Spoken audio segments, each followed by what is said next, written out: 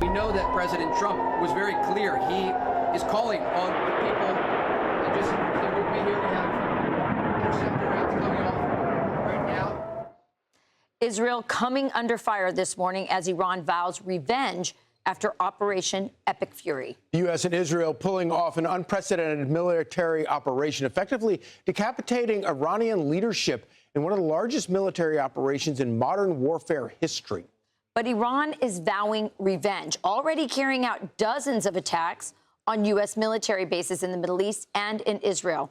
At least 6 Israelis have been killed so far in the retaliatory strikes as civilians rush to cover amid the ongoing violence. Jennifer Griffin joins us right now to walk us through the history-making mission.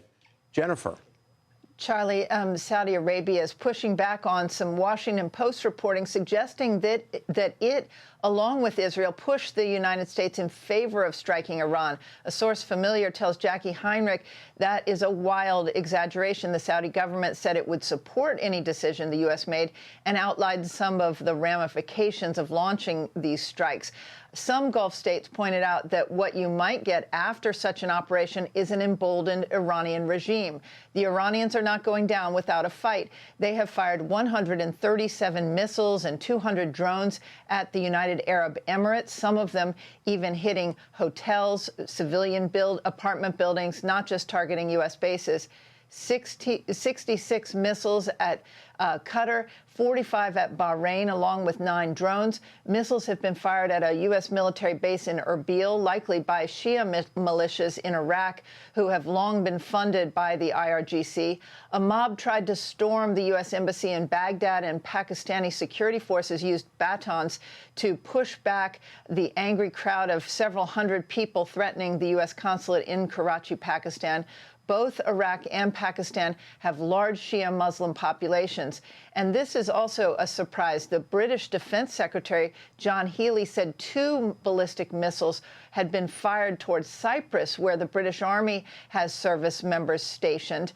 Those missiles probably fired from Tabriz in western Iran. That's the first time Cyprus has been targeted.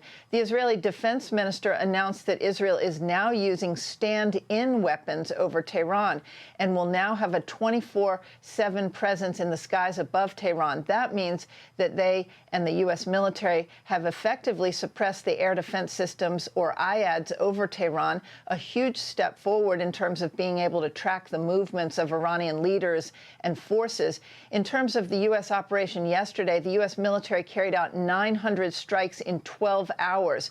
That might be a record. The Israelis carried out 1,200 strikes in the past 24 hours, more than during the entire 12-day war last summer.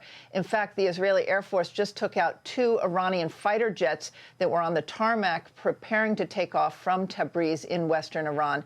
Multiple sources tell me that the start of the operation had to be moved forward based on intelligence and this target of opportunity, a meeting at the Supreme Leader Ali Khamenei's compound. The New York Times is reporting that the intelligence for that strike came from the CIA, who passed it to the Israelis. 30 Israeli missiles were then dropped on the compound, killing Khamenei and about 40 others. In Tehran, following the announcement of the Supreme Leader Ayatollah Khamenei's death, there were spontaneous outbursts of celebration on the one hand, but also some crowds chanting in downtown Tehran, "Death to America." Not clear if these were spontaneous or organized protests, but you can assume that the remnants of the regime and IRGC will want to present a united front, suggesting that the regime will survive. The man to watch right now is Ali Larijani, the head of Iran's Supreme National Security Council. He just gave an interview in which he threatened revenge for the killing of Ali Khamenei and members of his family, the defense minister, and head of Iran's armed forces, all killed in that strike. Quote, "The United States and the Zionists have burned the heart of the Iranian people, and we will burn their hearts." That from the now leader of Iran. Remember, this is the first 24 hours for the U.S. military, which still has an armada in the region and 500 warplanes positioned in the Middle East. This is far from over, Charlie. It is indeed, and no doubt Larijani has a target on his back. Jennifer, stay with us for a second. I'm Steve Doocy. I'm Brian Kilmeade. And I'm Ainsley Earhart. And click here to subscribe to the Fox News YouTube page to catch our hottest interviews and most compelling analysis.